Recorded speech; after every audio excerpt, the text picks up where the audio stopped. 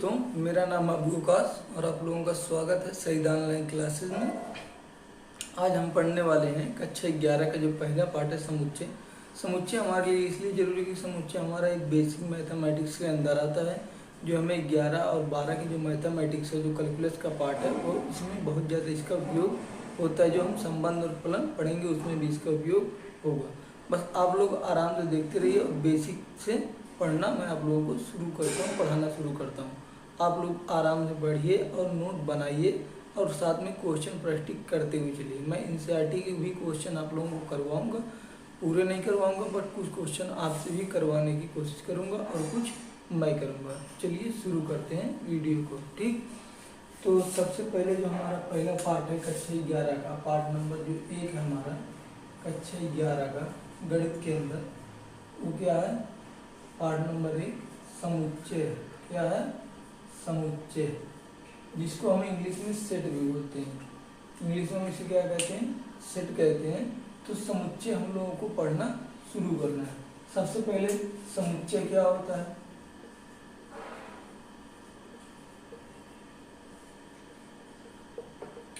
समुच्चय क्या होता है?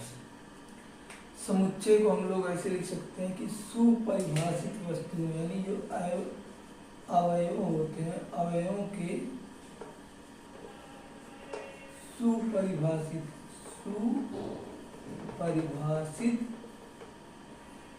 संग्रह को समुच्चय कहते हैं।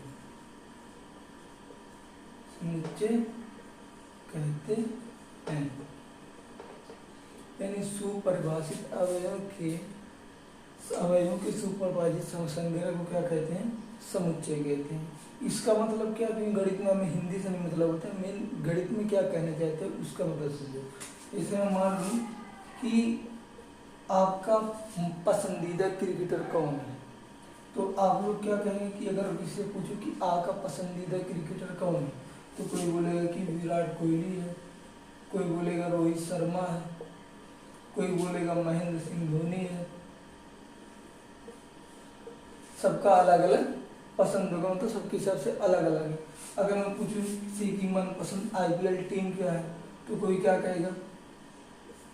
किसी से पूछूं कि किसी की आईपीएल टीम जो मनपसंद है, तो कोई कहेगा मेरी एमआई यानी मुंबई इंडियंस है, कोई कहेगा आरसीबी है। तो सबके लिए अलग अलग है।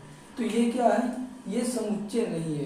क्यों नहीं है? क्योंकि ये सुपरिभाषित नहीं है। सबके लिए अलग अलग, कोई कह रहा है विराट कोहली है, कोई कह रहा है रोहित शर्मा है, कोई कह रहा है महेंद्र सिंह धोनी है।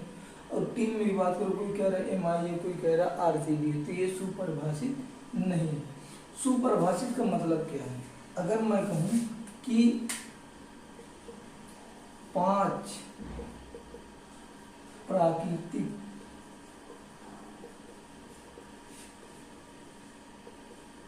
संख्याओं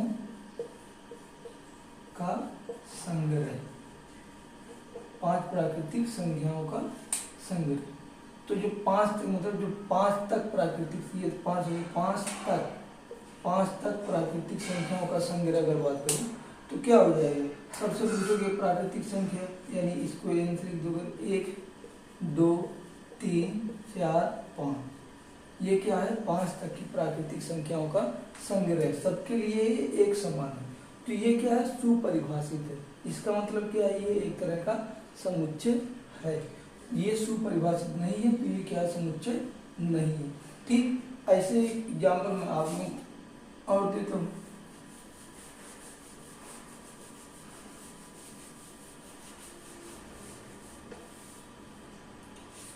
जैसे मान लीजिए, अगर आप लोगों से पूछो कि अंग्रेजी वर्णमाला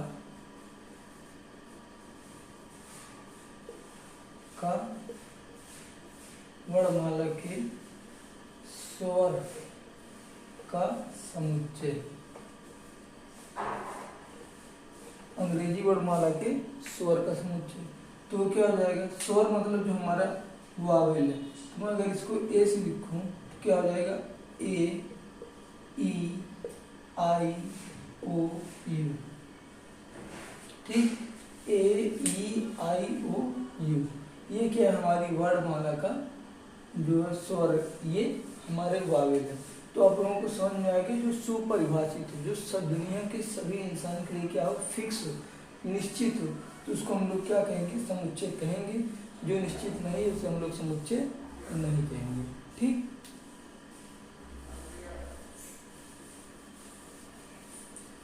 अब इसमें एक चीज और आती है, तो सबसे पहले मैं आप लोगों को लिख दूँ, ये क्या होता है, ये जो सिंबल होता है इसका हम लोग क्या कहते हैं, एप्सिलॉन।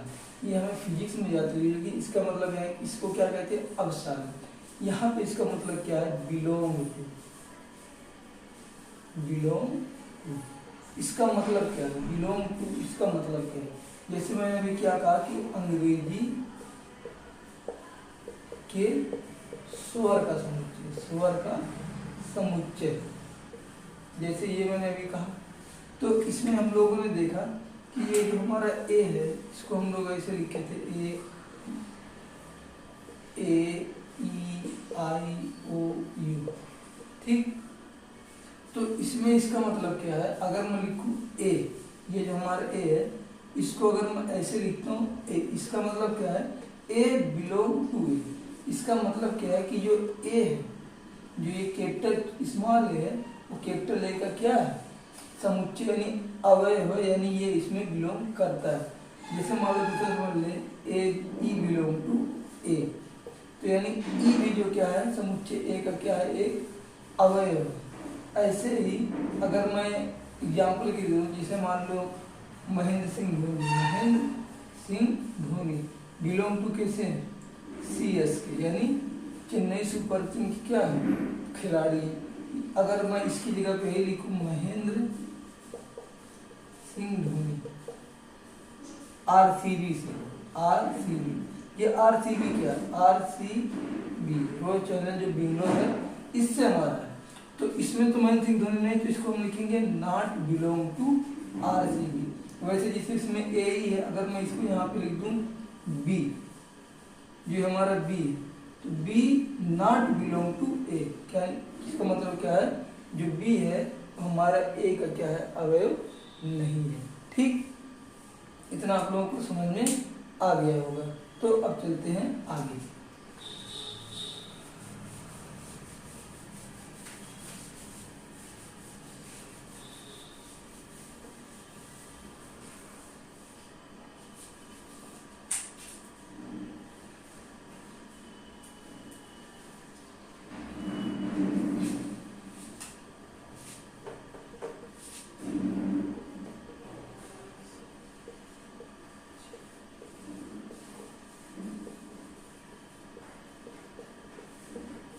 अब हम लोग पढ़ने वाले हैं समुच्चयों का निरूपण, यानी कि समुच्चय को कैसे दर्शाया जाता है। तो किसी समुच्चय को दर्शाने का दो तरीका है। पहला तरीका रोस्टर, रोस्टर रूप, इसे सारणीबद्ध रूप भी कहते हैं, तालिका रूप भी कहते हैं, बट हम लोग इसको पढ़ेंगे रोस्टर रूप। दूसरा हमारा क्या होता है, समुच्चय निर्माण रूप, समुच्चय निर्माण रूप। ये दो तरह से मैं क्या किया जाता है, समुच्चय को निरूपित किया जाता है, यानी दो तरीके से हम समुच्चय को क्या कर सकते हैं, निरूपित कर सकते हैं। सबसे पहले क्या है, रोस्टर रूप। चलिए हम लोग सबसे पहले क्या पढ़ते हैं, रोस्टर रूप। ठीक। रोस्टर रूप क्या होता है, मैं आप लोगों को गणित भाषा में सीधे बताऊं। रोस्टर रूप क्या होता है, इसको सबसे पहले लिखा जाता है कर्ली ब्रैकेट के अंदर। क्या लिखा जाता है, कर्ली ब्रैकेट के अंदर जो भी चीज लिखी जाती है, कर्ली जिसके मैंने जो उसके अवयव है उसको लिखा क्या जाता है, कर्ली ब्रैकेट के अंदर लिखा जाता है। समुच्चय को बड़े लेटर से लिखा जाता है, अवयव को छोटे लेटर से लिखा जाता है। तो मैं इसको यहाँ पे लिख देता हूँ कि रोस्टर रूप में, रोस्टर रूप में समुच्चय को अंग्रेजी वर्णमाला के बड़े अक्षरों से लिखा जाता है और उनके अवयवों को छोटे अक्षर से लिखते हैं इसे महिला कोष्ठक के अंदर लिखते हैं। ठीक, ये हमारी पहली हेडिंग हो गई कि जो रोस्टर रूप होता है उसके जो समुच्चय होता है उसको बड़े अक्षर से लिखा जाता है, जो अवयव होते हैं उसको छोटे अक्षर से लिखा जाता है, इसको महिला कोष्ठक के अंदर लिखा जाता है। ठीक, और इसमें एक पॉइंट और भी है, वो भी मैं आप लोगों को बता देता हूँ। उसके बाद हम लोग क्या करेंगे, आगे बढ़ेंगे। उसके बाद मैं इसको उदाहरण दूंगा, तब आप लोगों को अच्छे समझ में आ जाएगा। दूसरा क्या होता है कि किसी भी अवयव को दोबारा नहीं लिखा जाता, दोबारा नहीं लिखा जाता।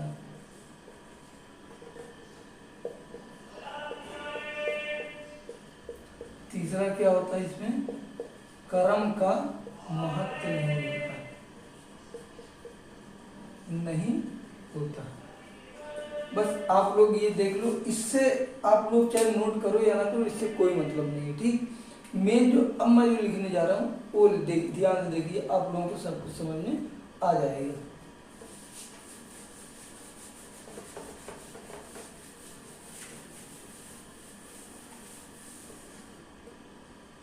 तो हमारा क्या था, रोस्टर रूप।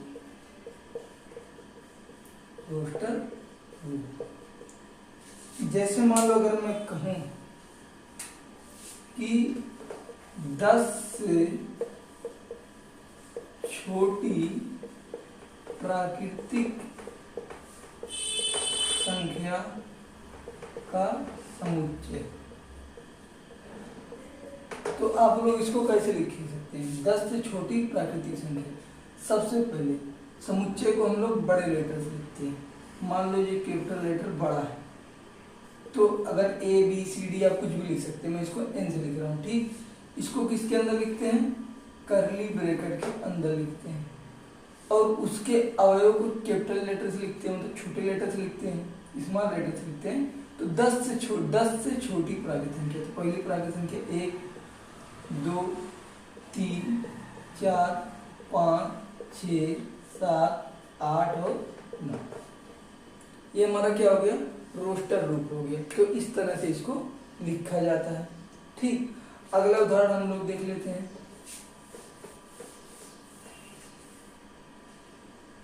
जैसे मान लो अगर आ गया SORRY, सॉरी, इसको हम लोग क्या लिखना है, समुच्चय निर्माण रूप में मान लो लिखना है। तो इसको हम लोग कैसे लिखेंगे, मान लो ए कोई समुच्चय है, इन दोनों तरफ से करली ब्रैकेट लगाओ, सॉरी लिखना SO। अब एक चीज और मैंने बताया थी, किसी समुच्चय किसी जो अवयव होते हैं उसको 2 बार नहीं लिखना है। यहाँ पे R आ जाएगा, उसके बाद यहाँ पे Y लिख जाएगा। ये इस तरह से क्या लिखा जाता है, रोस्टर रूप में लिखा जाता है। तो आई होप आप लोगों को समझ में आया कि रोस्टर रूप अभी क्या है। एक एग्जाम्पल और देख लेते हैं।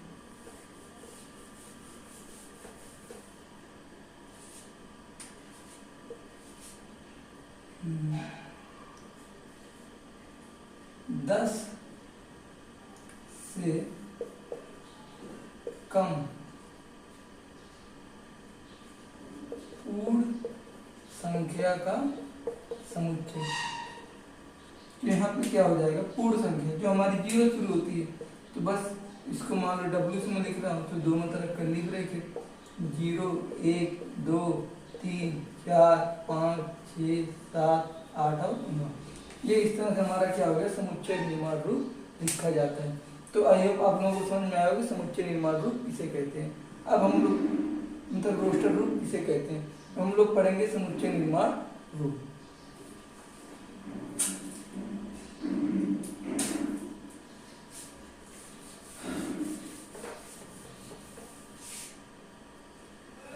क्या है हमारा आपकी समुच्चय निर्माण रूप। तो इसमें क्या किया जाता है, इसमें जो अवयव होते हैं उसके एक को उठाकर उसके गुण के बारे में लिख दिया जाता है। जैसे मान लो मैं लिख दूं जैसे कोई चीज है, जैसे मान लो अभी मैंने क्या लिखा है, 10 से कम प्राकृतिक संख्या का समुच्चय। ठीक, तो इसको हम लोग कैसे लिखेंगे? 10 से कम प्राकृतिक संख्या, किसी भी समुच्चय को बड़े लेटर से दिखाया जाता है। तो इसमें क्या होता है, इसमें भी मंझला कोष्ठक लगा रहता है, लेकिन फर्क क्या है, इसमें x लिख दिया जाता है। x क्या है, उस समुच्चय का एक गुण है। तो यहाँ पे क्या मान लो x क्या है, x एक प्राकृतिक संख्या, x एक क्या है, प्राकृतिक संख्या है जो x लेस देन 10, इसका मतलब क्या है, ये जो है 10 से छोटा है। तो ये इसका क्या है, निर्माण रूप है, ये इसका क्या है, निर्माण रूप है। तो इसमें ऐसे लिखा जाएगा कि एक प्राकृतिक संख्या n से लिखा जाएगा, दोनों को मंडला कोष्ठक के अंदर ही लिखा जाएगा।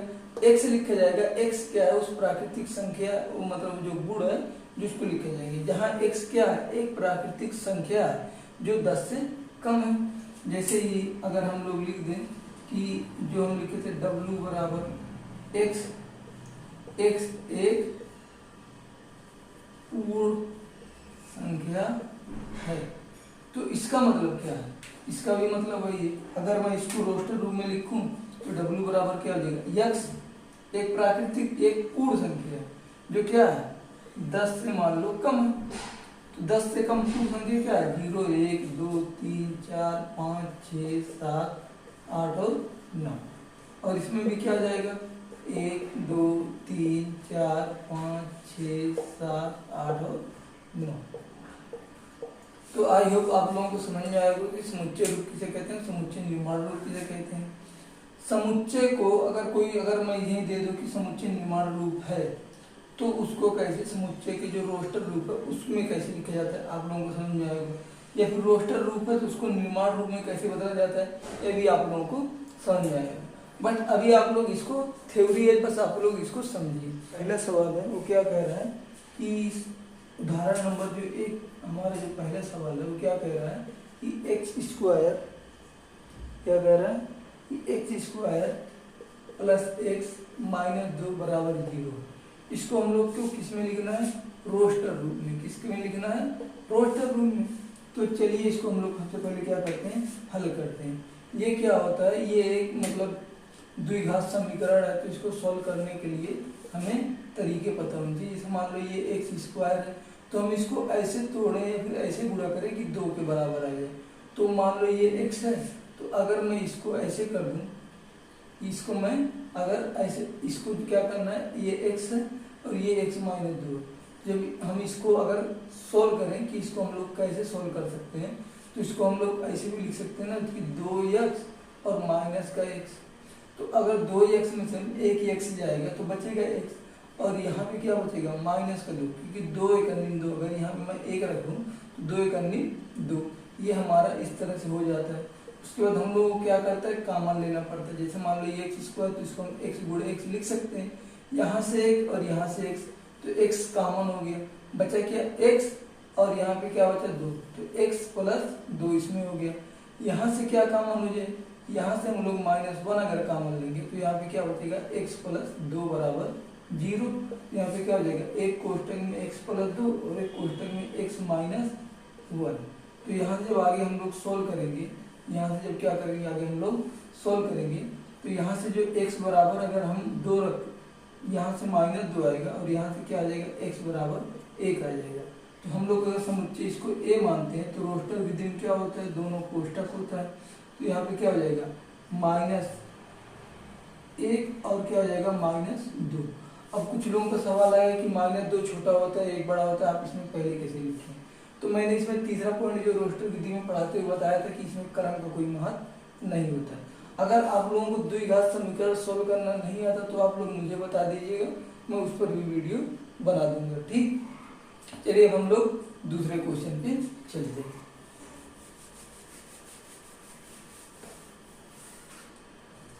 दूसरा क्वेश्चन हमारा क्या कह रहा है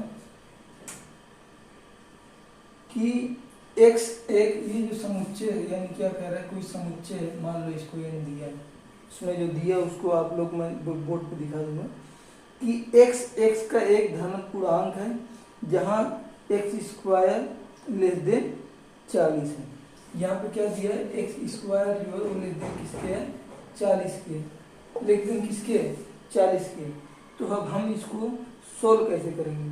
सबसे पहले हम इसको हल करेंगे कि सबसे पहले हम लोग इसको क्या करेंगे, हल करेंगे कि ये जो क्या है x² और लेस देन कितना है, 40 है। तो इसको सोल्व करने के लिए हमें समुच्चय को क्या करना है, इसके बराबर करना है। तो मान लो जो x² लेस देन 40 दिया है, तो अगर हम इसको क्या माने, x कितने का वर्ग इसमें आ सकता है। जैसे मान लो x² लेस देन मतलब 40 के बराबर है, फिर 40 से छोटा है। तो अगर मैं 1 का वर्ग लेता हूँ तो ये भी 40 से छोटा ही है। 2 का स्क्वायर लेता हूँ ये भी 40 से छोटा है। 3 का स्क्वायर लेता हूँ वो भी 40 से छोटा है।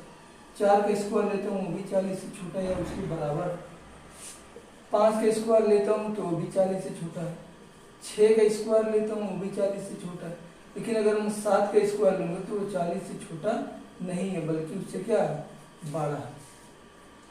जैसे 1 का वर्ग 1 हो जाएगा, 2 का 4, 3 का 9, 4 का 16, 5 का 25, 6 का 36, 7 7 49, यानी ज़्यादा हो जाएगा, यानी ये इस समुच्चय में नहीं आएगा। तो फाइनली जो हमारा समुच्चय बनेगा वो क्या बनेगा कि जो हमारा a है वो किसके बराबर है, जो हमारा n है वो किसके बराबर होगा, 1 2 3 4 5 और 6। ठीक, ये हमें क्वेश्चन में इतना दिया है कि x² जो है वो 40 से कम है और 1 से क्या प्राकृतिक संख्या है। तो इस तरह से हमारा जो आंसर आएगा फाइनल वो इतना आएगा, क्योंकि ये अगर हम 7 कवर करेंगे तो उससे ज़्यादा हो जाएगा। तो आई होप आप लोगों को ये बात समझ में आ रही होगी। चलिए हम लोग अगले सवाल पे चलते हैं।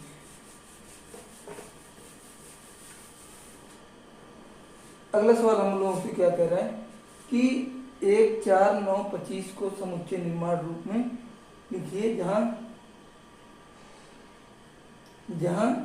क्या कर रहा है, जहां x एक प्राकृतिक संख्या का क्या है, वर्ग है। तो यहाँ पे जैसे अगर हमें दे दिया है कि 1 4 9 25, मान लो पूरा नहीं दिया 36, ऐसे पूरा दे दिया, अनंत तक दिया, तो इसको हम लोग अगर ए से माने तो इसको हम लोग कैसे लिख सकते हैं, समुच्चय निर्माण विधि में। समुच्चय निर्माण विधि में, समुच्चय निर्माण विधि में कैसे लिखेंगे कि ए जो है वो x एक प्राकृतिक संख्या का वर्ग है, क्या है, वर्ग है। अगर मान लो 1 का वर्ग करेंगे तो 1 आएगा, 2 का वर्ग 4, 3 का 9, 5 का 25, उसी तरह से यहाँ पे 16 छूट गया है। 4 का वर्ग कितना हो जाएगा, 16, 6 का वर्ग हो जाएगा 36। तो आप लोगों को समझ में आ गया होगा कि ये क्या है, इसको समुच्चय निर्माण विधि में लिखना था, हम लोग इसको इसमें समुच्चय निर्माण विधि में लिख दिए। ठीक, अब जो हमारा चौथा क्वेश्चन है उसको भी देख लेते हैं कि चौथा जो क्वेश्चन है उसको हम लोग कैसे सोल्व करेंगे। चौथे क्वेश्चन में क्या कह रहा है कि समुच्चय जो है तो 1/2, 2/3, 3/4, 4/5, 5/6, 6/7 को समुच्चय निर्माण विधि में क्या करना है, लिखना है, समुच्चय निर्माण विधि में लिखना है। तो क्या कह रहा है कि 1/2, क्या कह रहा है, 1/2, 2/3, 3/4, 4/5, 5/6 और 6 क्या कर रहा है, 7 कर रहा है। इसको क्या करना है, समुच्चय निर्माण विधि में लिखना है। समुच्चय निर्माण विधि में इसको क्या करना है, हम लोग को समुच्चय निर्माण विधि में लिखना है। तो यहाँ पे हम लोग क्या लिख सकते हैं कि कोई समुच्चय ए है, इसका कोई अवयव x है, x एक प्राकृतिक संख्या है, क्या है, प्राकृतिक संख्या जो क्या है, x/x+1 है। और क्या है, और x जो है वो x एक से लेके, यानी एक से लेकर, एक से छोटी बड़ी या उसके बराबर से लेकर कितने से 6 तक, यानी 1 से लेके 6 तक की क्या है, प्राकृतिक संख्या। जैसे मान लो अगर मैं यहाँ से 1 को रखता हूँ, 1 यहाँ पे जैसे n है, तो अगर मैं यहाँ पे 1 रखूँ तो 1 + 1 क्या हो जाएगा, 1/2। उसी तरह से अगर मैं 2 रखता हूँ तो कितना हो जाएगा 2, और 2 + 1 कितना हो जाएगा 2/+3। उसी तरह से मान लो मैं यहाँ पे 6 को रखता हूँ तो 6 और 6 + 1 कितना हो जाएगा 6/7। तो हमारा फाइनल आंसर कितना आ जाएगा, ये हो जाएगा। अब इसमें या फिर इतना कचरा हटा दो, या फिर सीधा ऐसे लिख सकते हो, इसको सीधा ऐसे भी लिख सकते हो कि a जो है हमारा है वो x है और x बिलोंग टू n, यानी इसका मतलब क्या है कि x एक प्राकृतिक संख्या से बिलोंग करता है, जहां x क्या है x + 1 है और ये क्या इतना है 1 से लेकर 6 से छोटी, यानी 1 से बड़ी है उसके बराबर है, 6 से छोटी या उसके बराबर। ये हमारा चौथा क्वेश्चन हो गया। आई होप आप लोगों को इतना समझ में आ रहा होगा।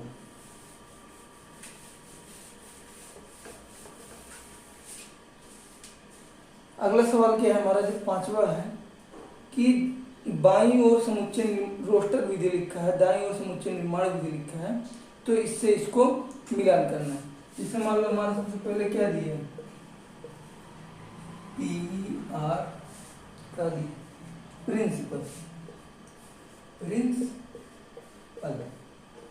प्रिंसिपल दिया, तो इसको हम लोग समुच्चय निर्माण विधि में कैसे लिखेंगे, इसमें समुच्चय निर्माण विधि में हम लोग कैसे लिखेंगे इसको। जैसे मान ले A है, तो अगर कोई समुच्चय A है तो इसको x1 अंग्रेजी x1 क्या है शब्द है, जिसका मतलब क्या हो जाएगा PRINCEAN, यही हो जाएगा। x क्या है x प्रिंसिपल शब्द प्रिंसिपल का एक क्या है अक्षर है, ये आप लोगों को समझ में आ रहा होगा। अब जो इसमें मिलाया जाएगा आप लोग मिला लीजिए, कि मैं क्वेश्चन जो है वो यहाँ पे ब्लैक बोर्ड पे आप लोगों के सामने ऑलरेडी दिखा चुका हूँ। तो जो दूसरा सवाल है, इसी में जो दूसरा सवाल जो हमारा दूसरा सवाल है उसमें क्या कह रहा है 0, तो ये किससे मिलेगा, यहाँ पे जो दिया है x + 1 = 1 के, तो इसको जब हम लोग सॉल्व करेंगे तो x = 1 मानेंगे तो x बराबर क्या हो जाएगा 0 हो जाएगा। यानी जो हमारा दूसरा सवाल है उस पहले जो दूसरा है वो तीसरे से दूसरे से क्या हो जाएगा तीसरे से जाके मिल जाएगा। उसी तरह से जो हमारा तीसरा सवाल है, जो हमारा तीसरा सवाल है कि 1 2 3 4 5 3 6 9 18, ये क्या है आप लोग भी देख सकते हैं कि x एक प्राकृतिक संख्या है जो 18 का क्या है भाजक है, यानी 18 का क्या है भाजक है। x एक प्राकृतिक संख्या है, या फिर इसको पूर्णांक संख्या भी बोल सकते हो आप लोग, जो किताब में दिया है पूर्णांक संख्या दी है, लेकिन इनको प्राकृतिक संख्या भी लिख सकते हो, क्योंकि ये प्राकृतिक संख्या भी तो 1 से लेकर यहाँ तक होती है। तो अगला जो है वो आप लोग अपने आप मिला सकते हैं कि जो दिया है x² = 9 के है, तो x ± 3 के बराबर हो जाएंगे, क्या हो जाएगा x -3 और 3।